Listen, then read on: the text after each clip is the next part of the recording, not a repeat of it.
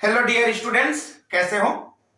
चलिए आज बात करते हैं हम लोग हेल्महोल्ट्ज़-जेलेन्स्की अभिक्रिया। इस अभिक्रिया को जो कि HVZ रिएक्शन भी कहा जाता है। यह जो कि एग्जाम के पैटर्न पर चाहे नीट हो या जी हो चाहे बोर्ड की एग्जाम हो, बहुत ही इंपॉर्टेंट टॉपिक है। और इस रिएक्शन को जो कि सिर्फ और सिर्फ कार्बोक्सिलिक एसिड के प्रॉपर्टीज पर ही पढ़ा जाता है और इस रिएक्शन को ही halogenation reaction of carboxylic acid भी कहा जाता है। तो चलिए यहां पर बात करते हैं हम लोग हेल्महोल्ट्ज़-जेलेन्स्की अभिक्रिया। इस अभिक्रिया की बातें करें तो यह अभिक्रिया इस तरह से होता है कि अगर इस तरह से जो कार्बोक्सिलिक एसिड है और इस कार्बोक्सिलिक एसिड का अगर रिएक्शन करा दिया जाए इस तरह से फास्फोरस और उसके साथ ही साथ हैलोजन के साथ, तब इस फास्फोरस और हैलोजन के साथ रिएक्शन करके जो कि हेलोजिनेशन या हेलोजिनेटेड एसिड का फॉर्मेशन करता है। और जो हेलोजिनेटेड एसिड होता है यह हेलोजिनेटेड एसिड इस तरह से H2O के साथ हाइड्रोलाइसिस करके जो कि अल्फा हेलो कार्बोक्सिलिक एसिड का फॉर्मेशन करता है। क्या कहे हमने कि अगर कार्बोक्सिलिक एसिड है, इस कार्बोक्सिलिक एसिड का फास्फोरस और हैलोजन की उपस्थिति में रिएक्शन कराने से हेलोजिनेटेड एसिड का फॉर्मेशन करता है और इस हेलोजिनेटेड एसिड फिर से हाइड्रोलाइसिस करके अल्फा हेलोजन कार्बोक्सिलिक एसिड बनाता है। इसके पहले हम लोग एक और बात पढ़े थे कि यहां पर क्या कहे थे, कार्बोक्सिलिक एसिड का रिएक्शन रेड फास्फोरस और हेलोजन के साथ जब करता है तब वह अल्फा हेलोजन एसिड का फॉर्मेशन कर लेता है या फिर अल्फा हेलो कार्बोक्सिलिक एसिड का फॉर्मेशन करता है। इस पर हाइड्रोलाइसिस इसके पहले नहीं पढ़े थे, लेकिन यहां पर जब हेल्महोल्ट्ज़-जेलेन्स्की अभिक्रिया की बात कर रहे हैं इस पर हाइड्रोलाइसिस भी होता है। अगर इनकी रिएक्शन की बात कर ले तो इनकी रिएक्शन इस तरह से है। सबसे पहले अगर इनकी यहां पर एक है इनकी रिएक्टेंट है और यहां पास जो अल्फा हेलो कार्बोक्सिलिक एसिड है यह इनकी जो कि प्रोडक्ट है। और इस प्रोडक्ट की बातें करें तो यह एक तरह से सब्स्टिट्यूटेड प्रोडक्ट होता है। तो यहां पास बात कर ले इसकी रिएक्टेंट क्या है, यहां पास कार्बोक्सिलिक एसिड, तो यहां पास लिख दे यहां पास RCH2 और COOH। अगर इस कार्बोक्सिलिक एसिड की बात करें तब इस कार्बोक्सिलिक एसिड को इस तरह से रेड फास्फोरस और उसके साथ ही साथ यहां से हैलोजन, यह तो एक रिजेंट होता है, क्या है यहां पास फास्फोरस और हैलोजन, और उसके साथ ही साथ सेकेंड नंबर रिजेंट जो कि यहां पास यूज करती है H2O। तो इस तरह से दो दो रिजेंट यूज करेंगे और इनके साथ यह कार्बोक्सिलिक एसिड रिएक्शन करके यहां पास इस तरह से RCH फिर यहां पास हैलोजन और COOH, इस तरह से यह कंपाउंड जो है वह यहां से देखा जाए कार्बोक्सिलिक एसिड का फंक्शनल ग्रुप है, यह जो कि अल्फा कार्बन और अल्फा कार्बन पर उपस्थित है यहां पास हैलोजन, तब इसका नाम जो कि अल्फा हेलो कार्बोक्सिलिक एसिड होता है। यह तो रही इनकी रिएक्शन। और इस रिएक्शन में चलिए इनकी मैकेनिज्म की बातें करें तो फिर इसकी मैकेनिज्म इस तरह से है। सबसे पहले देखा जाए तो यहां पास जो रिजेंट लिए गए हैं वह रिजेंट यहां पास फास्फोरस और हाइलाइड है और हमें पता है जब फास्फोरस और हाइलाइड आपस में जुड़ता है तब वह जो हैलाइड यूज करते हैं उस हैलाइड की इलेक्ट्रोफिलिसिटी को इंक्रीज कर देते हैं। तो रिएक्शन इस तरह से होगा। इसकी रीजन नंबर फर्स्ट की बात कर ले, सबसे पहले तो रेड फास्फोरस, और इस रेड फास्फोरस को स्मॉल अमाउंट में मिलाना है। इस तरह से रेड फास्फोरस है और यहां पास जो कि हेलोजन ले लिया। अब इस रेड फास्फोरस और हेलोजन आपस में रिएक्शन कर लेगा, तब क्या बनाएगा, यहां से PX3 बनाएगा। देखिए PX3 कैसे, अगर इनकी केमिकल बैलेंस कर ले इस तरह से 2 आ जाता है, 3 आ जाता है, फिर से यहां पर 2, इस तरह से यहां पर PX3 बना देता है। और इसके ही साथ साथ चाहे तो या PX3 हो या PX5 हो, यह दोनों कंपाउंड बना सकते हैं। एक और बात है, अगर इन दोनों कंपाउंड के साथ साथ एक और कंपाउंड SOCl2 की बातें करें तो इन तीनों कंपाउंड का काम क्या होता है, इन तीनों कंपाउंड का काम यह होता है कि यह OH को जो कि निकालता है और उसके ही साथ साथ यह हैलाइड को या हैलोजन को जो कि जोड़ता है। क्या बोले, PX3 PX5, यह कंपाउंड क्या करते हैं, OH को निकालता है और हैलोजन को जोड़ता है। तो इनकी काम तुमको पता ही चल गए और इस रिएक्शन को आगे भी पढ़ने वाले हैं और बार बार इसको पढ़ भी चुके हैं। चलिए इनकी काम तो बता दी। अच्छा, इस पर हम लोग रिएक्टेंट क्या यूज किए हैं, इस तरह से कार्बोक्सिलिक एसिड है। तो कार्बोक्सिलिक एसिड क्या है, यहां पास RCH2 और यहां पास C11O और यहां से फिर से OH, यह क्या है, एक तरह से कार्बोक्सिलिक एसिड। अब इस कार्बोक्सिलिक एसिड के साथ जो यहां पास PCl3 या फिर यहां पास इसकी बात कर ले PX3, देखो एक्स का मतलब यहां पास हम लोग अपने अकॉर्डिंग चाहे क्लोरीन ले लो या ब्रोमीन लिया जा सकता है। एक्स इज इक्वल टू क्या बोले यहां पास, क्लोरीन या फिर ब्रोमीन।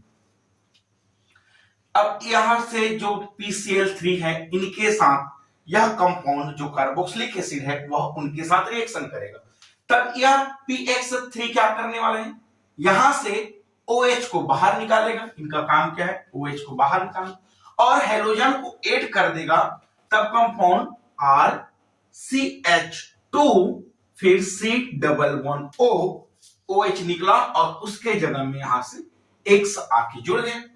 अगर इसकी भी केमिकल बैलेंस कर ले तो इस तरह से 3 मॉलिक्यूल्स जो कि कार्बोक्सिलिक एसिड लिए और यह 3 मॉलिक्यूल्स यहां से बन जाता है। अब क्या बचा यहां पास कंपाउंड OH, यहां से 3 मॉलिक्यूल्स और एक फास्फोरस, तो इस तरह से यहां से H3PO3 जो कि बाहर निकल जाता है। अब इस कंपाउंड की नाम क्या होता है, जो कि फास्फोरस एसिड। अब जो ये कंपाउंड बना हुआ है यहां पास, इस कंपाउंड में क्या होने वाला है, अगर चाहे तो इस कंपाउंड को हम लोग ऐसे लिखे हैं, उसको इस तरह से तो भी लिख सकते हैं, कैसे, RCH, अल्फा हाइड्रोजन यहां पास लिख दे और C11O और यहां से क्या जुड़ा हुआ है, X कंपाउंड जुड़ा हुआ है।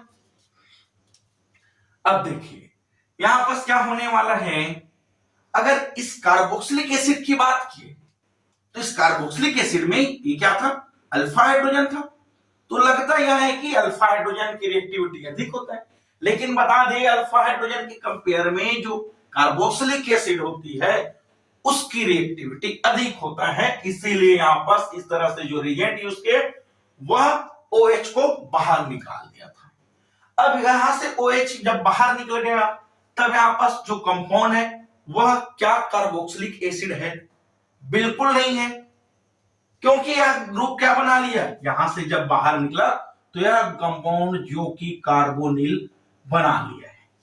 अब कार्बोनिल की रिएक्टिविटी की बात करें तो कार्बोनिल में रिएक्टिविटी किसकी होती है, अल्फा हाइड्रोजन, यह तो अल्फा पोजीशन है, क्यों, क्योंकि आपस कार्बोनिल ग्रुप के बाद जो कार्बन है वह क्या है, अल्फा कार्बन, और उस पर जुड़ा हुआ हाइड्रोजन अल्फा हाइड्रोजन, तो यहां पास अल्फा हाइड्रोजन है।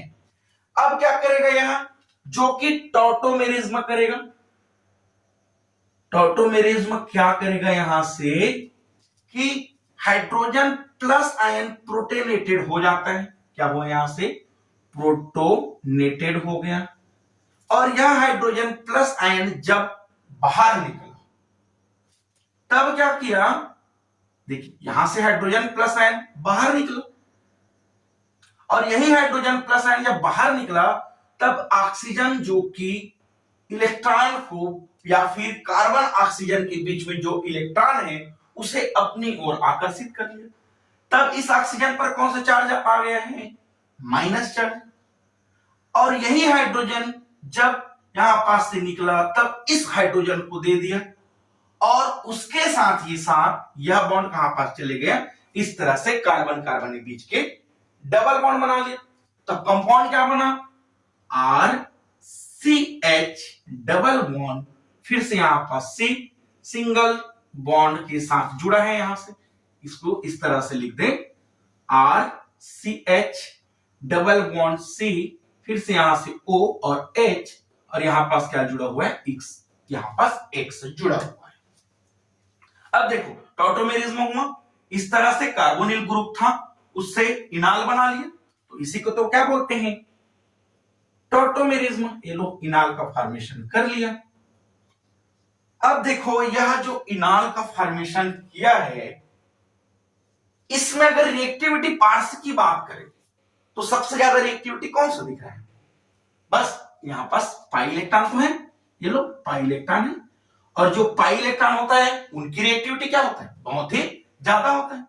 तब यहां से इस तरह से काम करने वाला है, इनकी रिएक्शन हम लोग करा देते हैं यहां से क्लोरीन के साथ, ये लो, या फिर क्लोरीन ना कहे तो इसकी रिएक्शन करा दिए इस तरह से हाइड्रोजन के साथ। अब ये हाइड्रोजन कंपाउंड्स है वह क्या करेगा? यह पाई इलेक्ट्रॉन की बातें करे तो यह पाई इलेक्ट्रॉन इस ऑक्सीजन और कार्बन को दे दिया। फिर क्या हुआ? जब ऑक्सीजन और कार्बन को दिया तो यहां से हाइड्रोजन प्लस आयन बाहर निकल गए। वही हाइड्रोजन प्लस आयन एक क्लोरीन के साथ रिएक्शन करके यहां से HX बाहर निकाल दिया और जब इलेक्ट्रॉन कार्बन का पाई इलेक्ट्रॉन इधर गया तब ऑक्सीजन में कौन सा चार्ज आया थे? कार्बन पर कौन सा चार्ज आया? Plus charge. तो यहां से जो एक और क्लोरीन बच गया है वह इनके साथ एड होकर यहां से क्या प्रोडक्ट बना लिया? RCH X, फिर यहां से C डबल बॉन्ड O और यहां पास जो कि X जुड़ गए। अब यही जो कंपाउंड है जो रिएक्शन में हम लोग क्या बढ़े थे? हेलोजिनेटेड एसिड का फॉर्मेशन करते हैं। तो यहां पास जो कंपाउंड है क्या बना लिया? हेलोजिनेटेड एसिड यहां पास फॉर्मेशन हो गया है। अब क्या होगा? यह हेलोजिनेटेड एसिड जो कि क्या करेगा? यहां से हाइड्रोलाइसिस का काम करेगा। करा देते हैं यहां पास हाइड्रोलाइसिस, इस तरह से H2O के साथ रिएक्शन कर लेगा। अच्छा, ऑक्सीजन पर अभी भी क्या है भैया?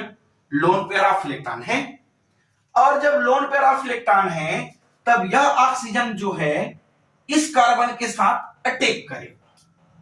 क्यों कार्बन के साथ अटैक करेगा? ऑक्सीजन जो कि इलेक्ट्रोनेगेटिविटी होता है H2O में और इस कार्बोनिल ग्रुप में क्या है? यहां पास जो कार्बन है वह पार्शियल पॉजिटिव चार्ज है, ऑक्सीजन क्या है? Partial negative charge. बस यही कारण है कि जो H2O है वह इस कार्बन में अटैक करेगा। अच्छा, इस कार्बन में जब अटैक किया तब क्या होगा? यहां से जो डबल बॉन्ड है वह ऑक्सीजन को दे देगा, तो ऑक्सीजन पर क्या हो गया? Lone pair of electron. Oxygen फिर से अपना लोन पेयर ऑफ इलेक्ट्रॉन फिर से वापस दे दिया, फिर से डबल बॉन्ड हो गया और यहां से जो हाइड्रोजन है वह जो कि बाहर निकल जाता है। तब कंपाउंड क्या बनाएगा? इस तरह से RCH, यहां पास क्या रहा? X, फिर से इसके साथ कार्बन डबल बॉन्ड ब्रेक हुआ था, फिर से डबल बॉन्ड फॉर्मेशन हुआ। हाँ, इस कंपाउंड के साथ इस तरह से H2O यहां पास जो कि एड हो गए और इस ऑक्सीजन पर क्या हुआ? यहां पास पॉजिटिव चार्ज आ जाता है। अब क्या करेगा? यह ऑक्सीजन पॉजिटिव चार्ज को न्यूट्रल करने के लिए इस बॉन्ड को अपनी ओर ले लिया और यहां से हाइड्रोजन प्लस आयन डोनेट कर लिया।